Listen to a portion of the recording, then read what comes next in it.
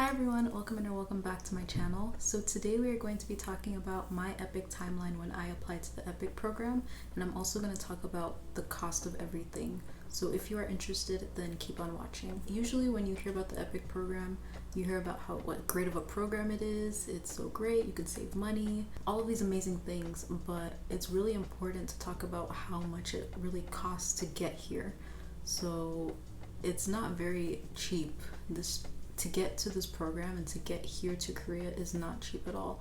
So I don't want to discourage anyone. I do want you to know that it's not cheap. Like, you definitely need to have money saved up or have a job while you're applying for the program, and also have money saved up for when you get here. So just a little bit of information about me. When I applied to the program, I was in my last semester of university, so I had not graduated yet. I didn't have my diploma, I didn't have my teaching certificate, I didn't have my final transcripts. So when I was applying to the program, I wanted to make sure that not having those documents wouldn't hold me back from being able to get placed. When you think about teaching in Korea, one thing that's really important is to know when the school year starts. So in Korea, the school year starts in the spring, so that means in March is when school starts. So that means you'll be arriving in Korea around February or March or maybe April if you're late intake. If you decide to come in the second half, the fall semester, then that semester starts around August, September. So you'll be arriving in Korea August, September-ish, maybe October, early October. So for me, since I was graduating in December, I wanted to have a job lined up right after graduation, and I just wanted to come to Korea as soon as possible. So I knew that the spring intake was the best option for me. Since I also was a college student, I definitely did not have a lot of money, and I had to make sure that I had my scholarship saved up, my money for my previous job. Like, everything that I saved was basically going towards applying to EPIK and my plane ticket and my luggage and everything. So I really had to make sure that I budgeted my money wisely. Another very important thing about applying to EPIK is that this is a very long process. Not only is it expensive, but it covers a long amount of time. So even though I knew that I was coming to Korea around February or March, the process for me to start applying didn't begin until July of the year before. So that's about 5-6 months of waiting and stressing and spending money. It's a long time. So I have all of the notes that I took while I was applying of all the dates, anytime I spent money. Like, I have everything here so I can break it all down for you. So like I said, I started my application process in July. This was even before my last semester of university started. I started contacting my academic advisor and my supervisor in my job for letters of recommendation. In July, I also reached out to my school about who do I contact to get my diploma and my transcripts as soon as possible, because for most universities, when you graduate, during the graduation ceremony, you don't actually get your real diploma in your hand. You don't get your actual diploma until like months after graduation.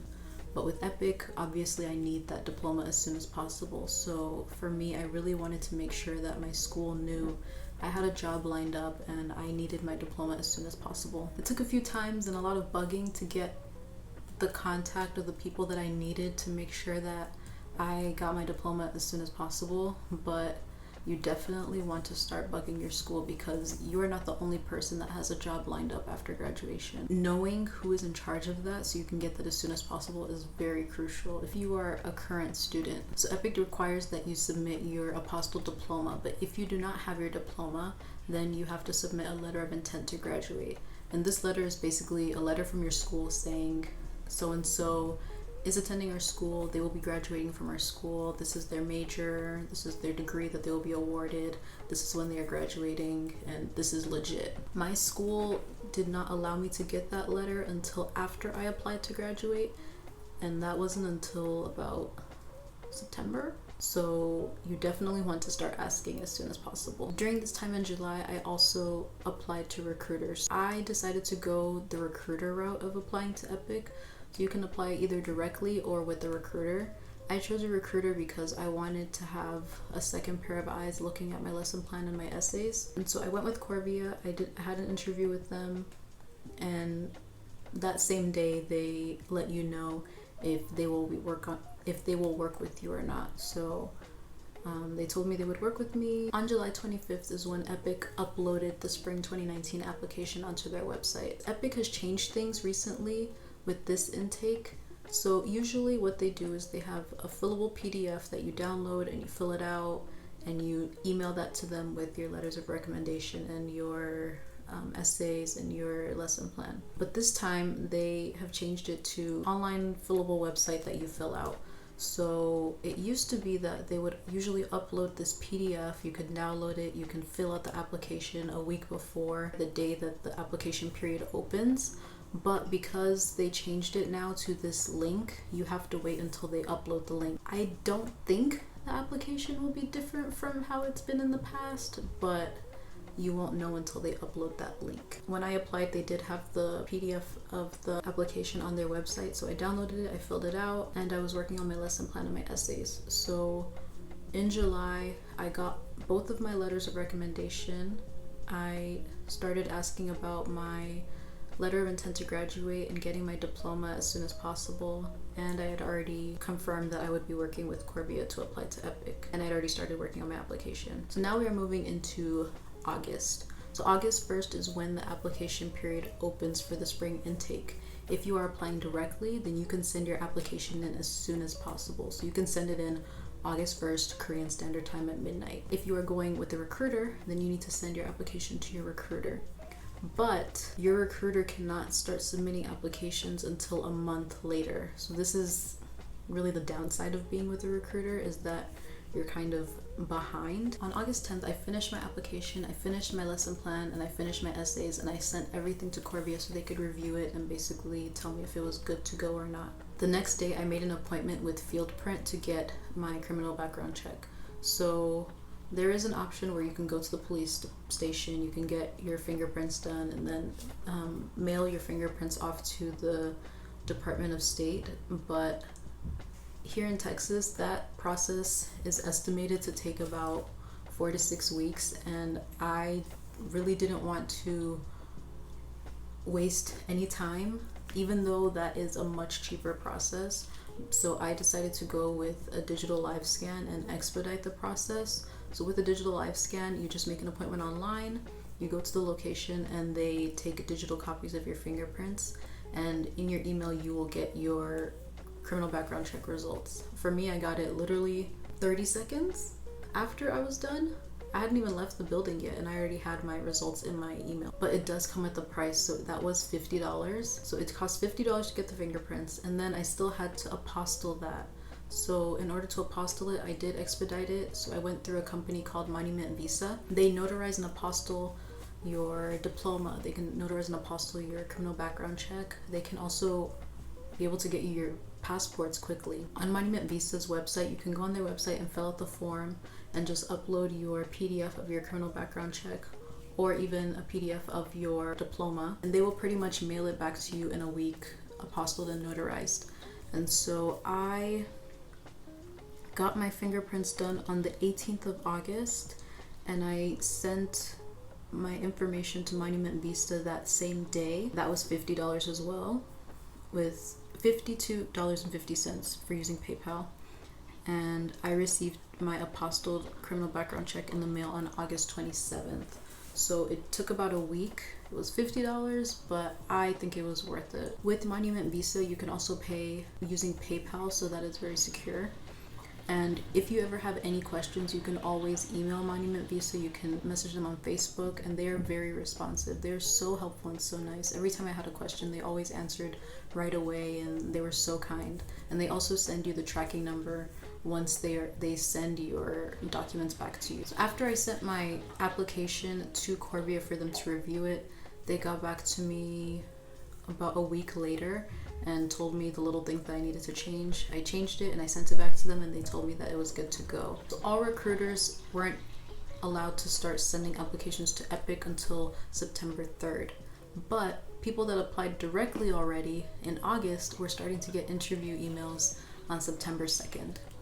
So you can see how going with the recruiter could put you back a little bit if you're already ready to apply from the beginning. So now we are in September. So in September, I picked up my letter of intent to graduate. I picked up 2 sets of current transcripts. So even though you are still a current student, EPIK does require you to give current transcripts and then later your final transcripts. If you are applying with Corvia, they do request that you give them 2 sets of transcripts. So that was $10. I also decided to use this time to take pictures. So for my photos, I decided to go to CVS to take pictures just because they cut and cropped in the correct dimensions for Korea.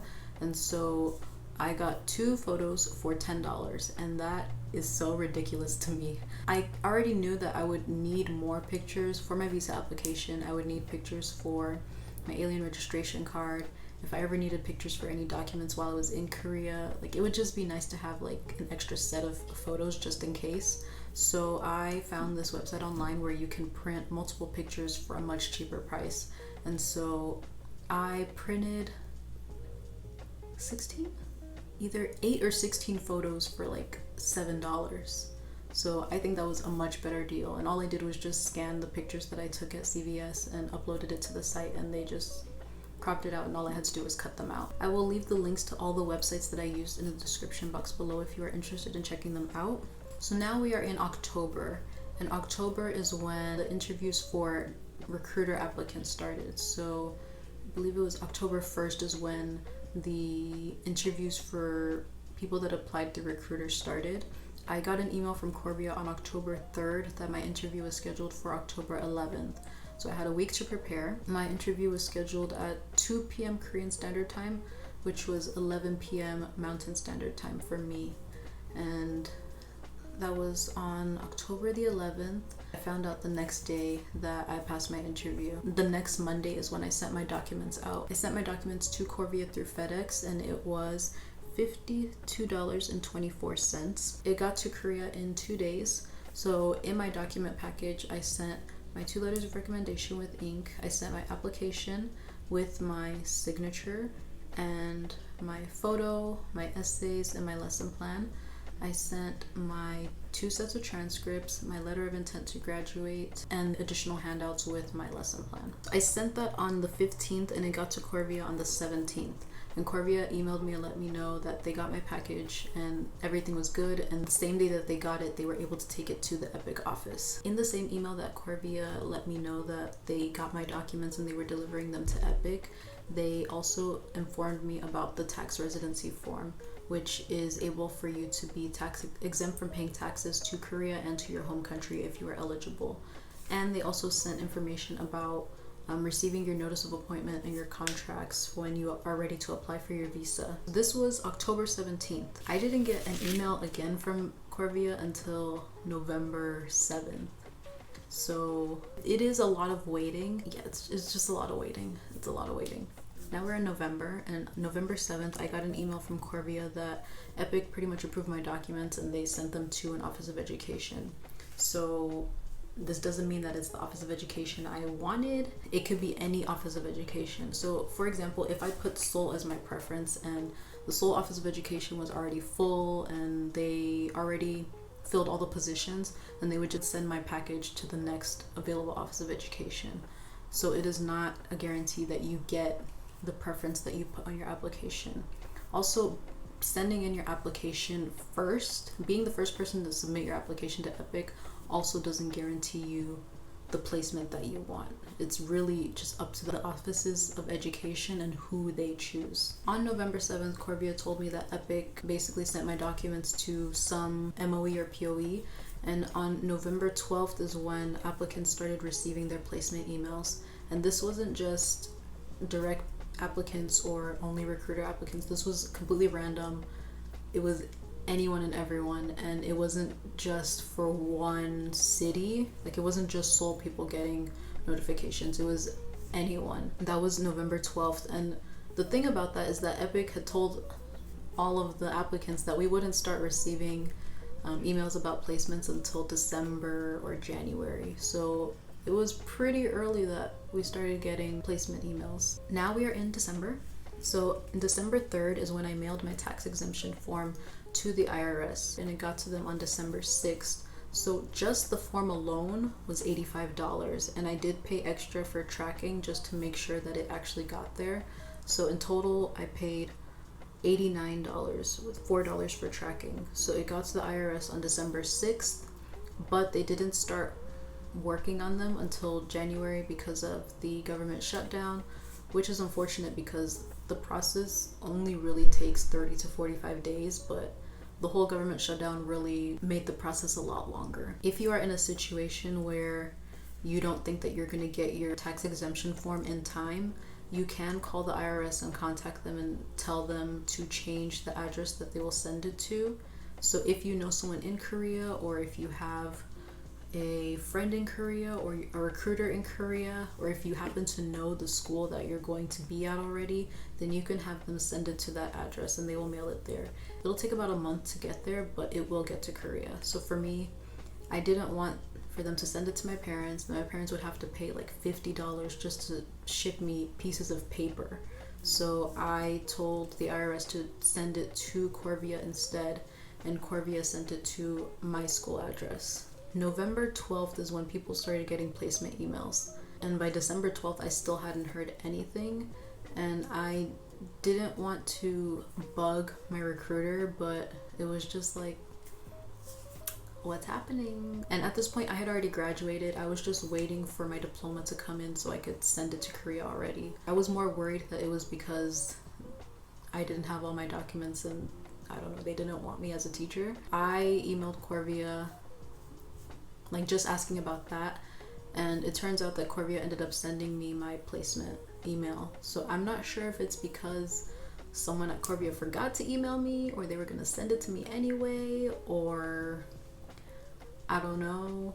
But I mean, I got my placement email. So I got my placement email on December 19th, and that same day is when I bought my flight to Korea. In Texas, I lived in El Paso, and there's no direct flight from El Paso to Korea. And I definitely knew that there were airlines that I didn't want to take and airports that I wanted to avoid. So the best option for me was to get a one-way flight from El Paso to New York, and then from New York get a direct one-way flight to Korea through Korean Air. So in total, for my 2 flights, I paid $995.60, and I think that's a pretty good deal considering that the flights that I was seeing were like well over $1,000 and with crazy layovers. Now fast forward to January. On January 4th, I finally got my diploma. So with my school, you have to pay a fee just to graduate, just to get your diploma. So that was $35, and then to expedite my diploma, that was another $30. So in total, I paid $60 to get my diploma.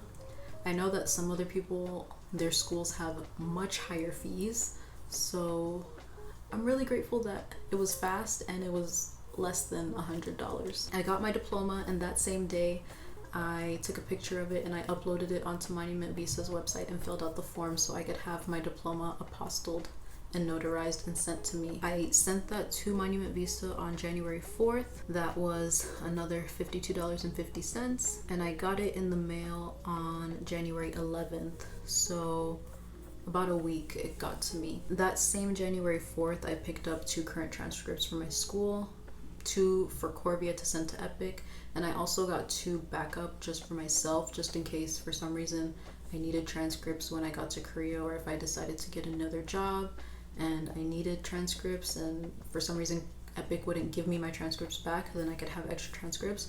So those 4 sets of transcripts were $20. If you are a current student, or if you haven't completed your TEFL and you have documents that are pending, you can still apply to EPIK, but EPIK does require you to submit all those final documents 6 weeks before you arrive in Korea.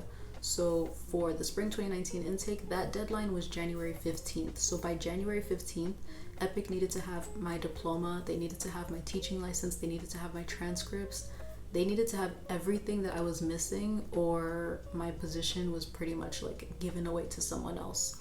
And so with me getting my diploma on January 11th, that was really cutting it close. I got my diploma, I had my transcripts, and I got my teaching license on January 8th.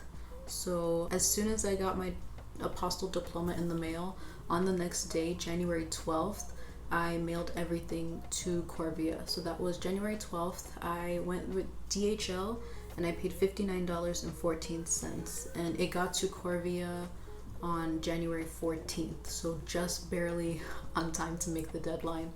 So Corvia emailed me, they got my stuff, and they told me that they were gonna take it to EPIK that same day. Yeah, you definitely want to make sure that you can get your documents in by that deadline. Some coordinators and recruiters do understand that, you know, things happen and they will work with you even if you do make it past that deadline. So the same day that my documents got to Corvia on January 14th, that was the same day that Corvia started mailing contracts and notice of appointments to Corvia applicants. EPIK started emailing tracking information for contracts on January 10th. On January 16th is when I got my contract in the mail, and that also had orientation information and visa information. So that same day that I got my contract is when I filled out my visa application and I mailed my visa package to the Korean consulate in Houston. So here in Texas, we have 2 Korean consulates. We have one in Houston and we have one in the Dallas area. Unfortunately, the one in the Dallas area says that they only serve people that live in the Dallas-Fort Worth area, and Dallas is a little bit closer to El Paso, and it would have been better for me to send it to Dallas, but I didn't want to run the risk of them ending up sending it back to me, and I'd have to send it all the way back to Houston. So I sent it to Houston. Just to apply for your visa is $45, and if you are mailing it to a consulate or if you are wanting it mailed back to you, then you need to pay for a self-addressed envelope. So I had to send 2 self-addressed envelopes, one to get to Houston and then one to bring my passport back to me. So that was $45 plus $13.40 with tracking, and that was for 2-day shipping. I sent my visa to Houston on January 16th and it got there on the 18th, but they didn't start working on it until the 22nd. And I think it's because, you know, there's a lot of people applying for EPIK at the same time, so there's a lot of people sending their things, and that was also Martin Luther King holiday, so I think the holiday kind of set me back a little bit. On the Korean consulate website, you can check the status of your visa, and so I didn't see an update of my status. There was nothing until January 25th. So you pretty much have to like keep refreshing and checking the website or just keep calling them. But I checked the website on January 25th and it finally said that my passport was returned, so that meant that they put it back in the mail to me. So I got it back in the mail on January 30th. So from the 16th to the 30th, that was about a month for me to get my passport back in the mail. And I live in Texas, so I mean Texas is pretty big, but if you are from an outside state, then it might be a month, it might be a little bit longer. So it's up to you if going to Houston or going to the consulate that's near you, maybe for a weekend, just so you could go in and pick it up that same day. Maybe that's an option for you. Or if you mail it, then you might have to do 2-day shipping or overnight it. So by January 30th, I had my visa in my hands, I had my plane ticket. All I pretty much had to do was pack, get ready to go on the plane. So January 23rd, I got an email for my online pre-orientation. Before you finish the EPIK orientation, you do need to finish pre-orientation, which is an online training. It's 15 hours, but it's pretty simple and easy. You could probably honestly finish it in like 1 or 2 days. And it's just training about teaching in Korea, about Korean culture, and different things like that. And then I got on my flight to New York on February 6th, and then I got on my flight to Korea on February 15th. So that's pretty much my entire timeline of me applying to EPIK and how much I spent and how long it took just to get here. In total, for everything that I spent, not including my flight or my teaching certificate, I spent $525.77. Including both of my flights, I spent $1,521.37. And for my teaching certificate, which included the actual certificate, my background check, and fingerprints that had nothing to do with the ones that I got for EPIK, I spent $167. So in total, that's $1,688.37. With the teaching certificate price, I didn't have to get a TEFL because I am a certified teacher. So depending on the TEFL that you decide to go with, if the TEFL is the certificate that you need in order to qualify, it honestly just depends. I've seen people that got TEFL certificates from Groupon for like really cheap. I've seen people that paid thousands of dollars for TEFL certificates. So it's really up to you and how much you can spend and what you think is worth it. So in total, I spent almost $1,700, which is insane.